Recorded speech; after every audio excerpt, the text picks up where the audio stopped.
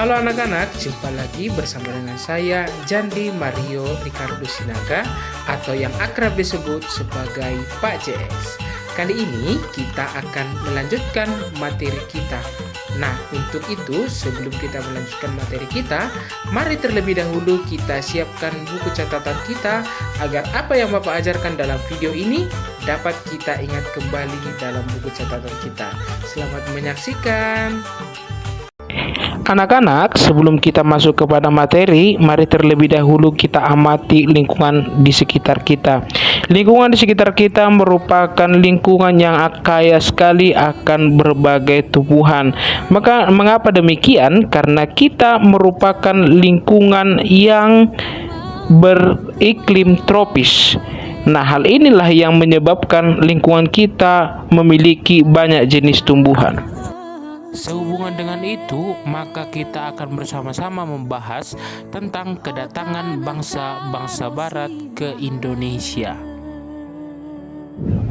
Letak geografis Indonesia menjadi keunggulan yang dimiliki bangsa Indonesia sejak dahulu.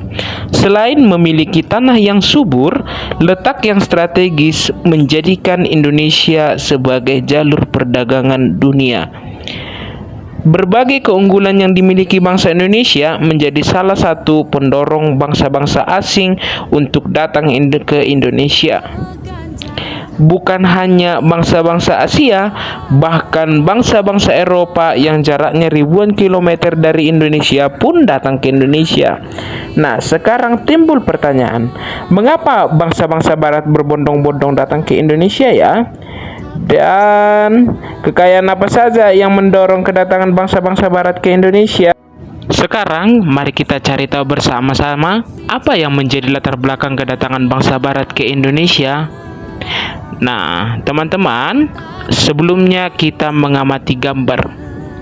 Gambar ini merupakan salah satu kekayaan yang dimiliki oleh Indonesia, yaitu rempah-rempah. Nah, jadi daya tarik Indonesia bagi bangsa Barat itu adalah rempah-rempah tersebut, karena mereka atau bangsa Barat membutuhkan rempah-rempah dari Indonesia karena wilayah Eropa memiliki perbedaan kondisi alam dengan Indonesia. Nah, iklim dan musim di Indonesia sangat mendukung tumbuh dan berkembangnya tanaman seperti rempah-rempah. Sementara di Eropa dengan 4 musimnya kurang mendukung tumbuhnya tanaman rempah-rempah sehingga persediaan rempah-rempah di Eropa menjadi sangat terbatas. Rempah-rempah bagi bangsa Eropa dapat digunakan untuk mengawetkan makanan, menghangatkan badan di musim dingin, sampai bumbu masakan dan obat-obatan. Nah, jadi negara-negara tropis seperti Indonesia kaya akan rempah-rempah sehingga bangsa-bangsa Barat berusaha untuk memperolehnya. Poin berikutnya adalah motivasi 3G atau Gold, Glory, dan Gospel. Semboyan 3G atau Gold, Glory, Gospel merupakan motivasi bangsa-bangsa Barat dalam melakukan penjelajahan di samudra. Nah, apa yang dimaksud dengan Gold, Glory, dan Gospel? Nah, yang pertama adalah gold. Gold artinya emas yang identik dengan kekayaan. Semboyan ini menjelaskan bahwa tujuan bangsa-bangsa Barat datang ke Indonesia adalah untuk mencari kekayaan. Nah, yang berikutnya adalah glory atau kejayaan. Nah, bangsa Barat datang ke Indonesia memiliki semboyan ini menjelaskan bahwa tujuan bangsa-bangsa Barat datang ke Indonesia adalah untuk mencari kekayaan. Yang berikutnya adalah gospel, artinya menyebarkan agama. Bangsa-bangsa Barat berkeinginan untuk menyebarluaskan atau mengajarkan agama Nasrani ke bangsa-bangsa di Asia, Afrika, dan Amerika Selatan. Faktor yang berikutnya adalah revolusi industri. Revolusi industri adalah pergantian atau perubahan cara menyeluruh dalam memproduksi barang dari sebelumnya yang menggunakan tenaga manusia dan hewan menjadi tenaga mesin. Nah, penggunaan mesin dalam industri menjadikan produksi lebih efisien. Ongkos produksi dapat ditekankan serta dapat diproduksi dengan jumlah yang besar dan dalam waktu yang cepat. Nah, berkembangnya revolusi industri menyebabkan bangsa-bangsa barat memerlukan lebih banyak bahan baku produksi. Mereka juga memerlukan daerah pemasaran untuk menjual hasil-hasil industrinya. Salah satu hasil dari revolusi industri adalah penemuan mesin uap. Penemuan mesin uap dapat dijadikan mesin penggerak perahu yang merupakan teknologi baru pada masa tersebut. Perahu dengan mesin uap merupakan penemuan sangat penting pada masa revolusi industri yang mendorong penjelajahan bangsa-bangsa barat. Sekarang, mari kita cari tahu bagaimana kronologi kedatangan bangsa-bangsa barat ke Indonesia. Nah, bagaimana kedatangan bangsa barat ke Indonesia ini? Mari kita pelajari bersama. Setelah kita amati peta tersebut, kita jadi tahu bahwa selain Belanda, bangsa-bangsa barat yang pernah datang ke Indonesia pada masa penjajahan adalah Portugis, Spanyol, dan Inggris. Nah, sekarang kita cari tahu kronologisnya. Yang pertama adalah kedatangan bangsa Portugis di Maluku. Perjalanan Portugis mencari rempah-rempah diawali dari kota Lisabon, Portugis. Pada tahun 1486, Bartolomeu Dias melakukan pelayaran pertama menyusuri pantai Afrika Barat. Ia bermaksud melakukan pelayanan ke India namun gagal. Portugis mencapai Malaka pada tahun 1511 di bawah pimpinan Alfonso de Albuquerque. Selanjutnya, Portugis menjalin hubungan dagang dengan Maluku. Pada tahun 1512, bangsa Portugis telah berhasil sampai di Maluku di bawah pimpinan Antonio de Areu dan Francisco Serrao. Kedua, ekspedisi bangsa Inggris. Inggris membentuk persekutuan dagang yang diberi nama EIC atau East India Company. Di dalamnya bergabung para pengusaha Inggris. Walaupun Inggris tiba di Kepulauan Nusantara, pengaruhnya tidak terlalu banyak seperti halnya Belanda.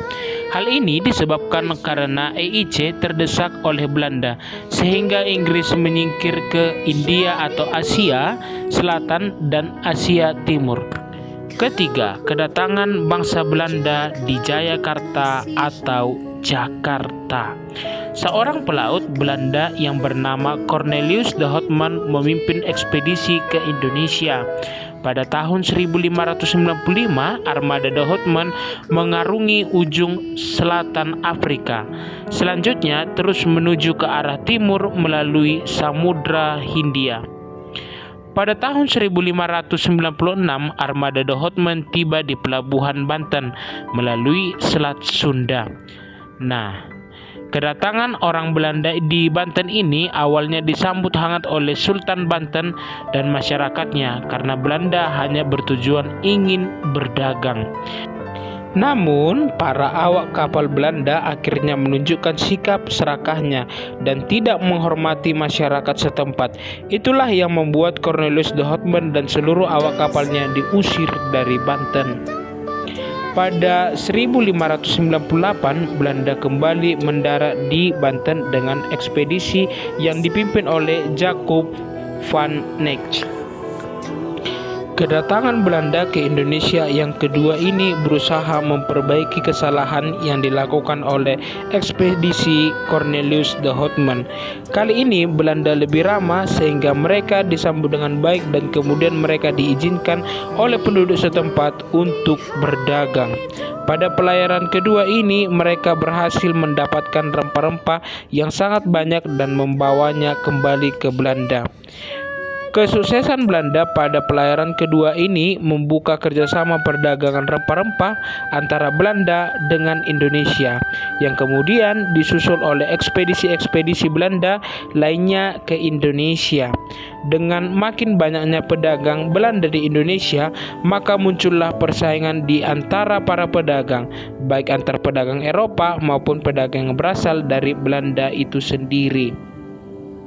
Untuk mencegah persaingan yang tidak sehat di antara para pedagang, pada tahun 1602 Belanda mendirikan persekutuan dagang yang bernama Verenigd Oost-Indisch Company atau yang dikenal dengan VOC. VOC merupakan gabungan dari beberapa perusahaan dagang Belanda. Pada mulanya, Gubernur Jenderal VOC yang bernama Peter Booth mendirikan pusat perdagangan VOC di Ambon, Maluku. Namun, kemudian pusat pedagang dipindahkan ke Jayakarta atau sekarang disebut sebagai Jakarta karena VOC memandang bahwa Jawa lebih strategis sebagai lalu lintas perdagangan. Selain itu, Belanda ingin menyingkirkan saingan mereka yaitu Portugis yang berkuasa di Malaka. Pangeran Jayakarta, seorang pengusaha kota pelabuhan Jayakarta yang menjabat sebagai wakil dari Kesultanan Banten, memberikan izin kepada VOC untuk mendirikan kantor dagang di Jayakarta. Selain memberikan izin kepada VOC, Pangeran Jayakarta juga memberikan izin mendirikan kantor dagang kepada EIC atau Inggris. Kebijakan ini membuat Belanda merasa tidak menyukai Pangeran Jayakarta. Gubernur Jenderal VOC pada saat itu yaitu Jan Pieter Zoetskoyn membujuk pengusaha Kesultanan Banten untuk memecat Pangeran Jayakarta sekaligus memohon agar izin kantor dagang Inggris EIC dicabut. Akhirnya pada tanggal 31 Mei 1619 dikabulkan oleh Kesultanan Banten.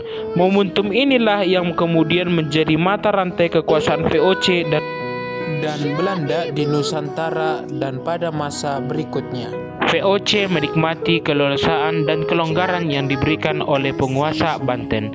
Jayakarta oleh VOC diubah namanya menjadi Batavia. Untuk mendukung aktivitasnya, VOC mendirikan benteng sebagai tempat pertahanan, pusat kantor dagang, dan pemerintahan. Pengaruh VOC di Indonesia menjadi semakin kuat dengan dimilikinya hak istimewa atau hak oktroi yang diberikan oleh Parlemen Kerajaan Belanda. Salah satu hak oktroi VOC adalah melakukan monopoli perdagangan rempah-rempah. Masa inilah yang menjadi perluasan kerajaan Belanda di Indonesia pada perjalanan sejarah selanjutnya. Demikianlah yang bisa Bapak sampaikan pada kesempatan ini. Bapak tutup dengan salam SFD, semangat fraternitas Dina.